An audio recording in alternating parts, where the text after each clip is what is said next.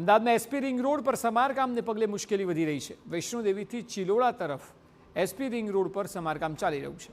ચિલોડા તરફ જવાના બ્રિજને કામચલાઉ કામગીરી બાદ ખુલ્લો મુકાશે।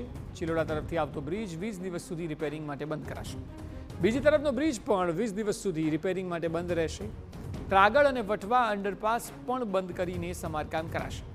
ભાટ બ્રિજને કારણે 40 દિવસ સુધી લોકોને ભારે મુશ્કેલી પડી રહી છે। આવવામાં અને ઘરે આવવામાં એટલીસ્ટ કલાક 2 કલાકનો ટાઈમ વધારે લાગશે, જેથી કરીને અમારે ઘરેથી સપોઝ અમારો 9 વાગ્યાનો ટાઈમ હોય તો અમારે 8 વાગે કે 7 વાગે ઘરેથી નીકળવું પડે।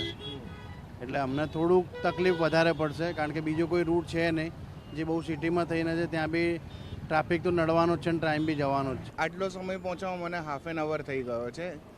રોજના હું જઉં છું તો મને વિધિન 5 મિનિટ્સ કે એવું થાય છે। રોજની ડ્યુટી કરવા માટે જવું પડે છે, તો આજે બહુ જ તકલીફ પડી રહી છે। અને તમે જે પ્રમાણે કીધું કે વન સાઈડ 20 દિવસ સુધી બંધ રહેવાનું છે સિંગલ પટ્ટો, અને બીજા 20 દિવસ પછી સિંગલ સાઈડ, કેમકે આ બ્રિજ પર પહેલેથી જ છે ને તકલીફ વધારે રહેલી છે। વરસાદ આવે કે ગમે તે થાય તો ડામર ત્યાંનું ઉખડી જાય છે, પ્લસ ત્યાંનું થોડું કામ પણ ખરાબ થઈ ગયું ઘણા સમયથી છે। ટ્રાફિકમાં બધા હલવાઈ ગયા છે। લાંબો ટ્રાફિક છે, 3 કિલોમીટર સુધીનો। તમે ક્યાંથી આવ્યા છો ને? હું સાબરમતી મોટેરાથી। આ એક જ રસ્તો છે જે આ એક જ રસ્તો છે, કેમ કે કણભા જવા માટે રિંગ રોડનું હવે છે। કેટલો સમય લાગશે એવું લાગે છે તમને? કારણ કે હવે તો ડિપેન્ડ છે હવે આગળ કઈ રીતનું ક્યાં સુધીનો ટ્રાફિક જામ છે। આ રોડ ઘણા સમયથી બિસ્માર હાલતમાં હતો, જેથી સમારકામની તાતી જરૂરિયાત હતી। સ્ટ્રક્ચરમાં કોઈ જ ખામી ન હોવાનો ઇજનેરે દાવો કર્યો। જો કે સમારકામ બાદ તો લોકોને સારો રસ્તો મળશે તેવી આશા છે।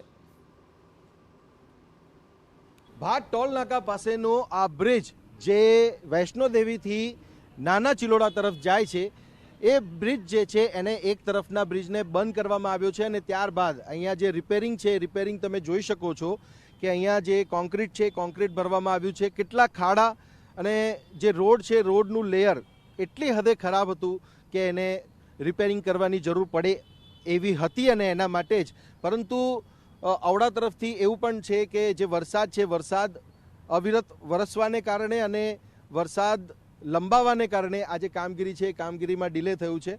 પરંતુ હવે આ બ્રિજ આજે બંધ કરીને આ ટેમ્પરરી વર્ક કરીને એને ખુલ્લો મૂકવામાં આવશે।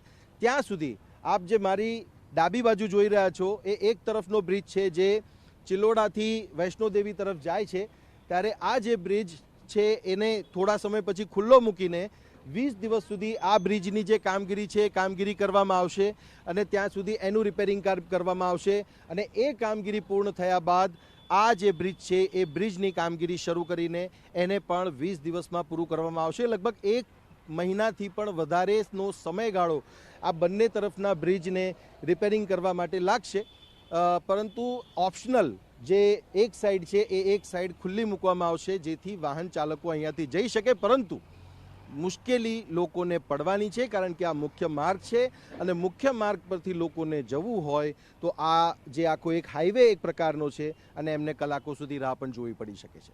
કેમેરામેન ઇમરાન શેખ સાથે સચિન પાટીલ, TV9 અમદાવાદ।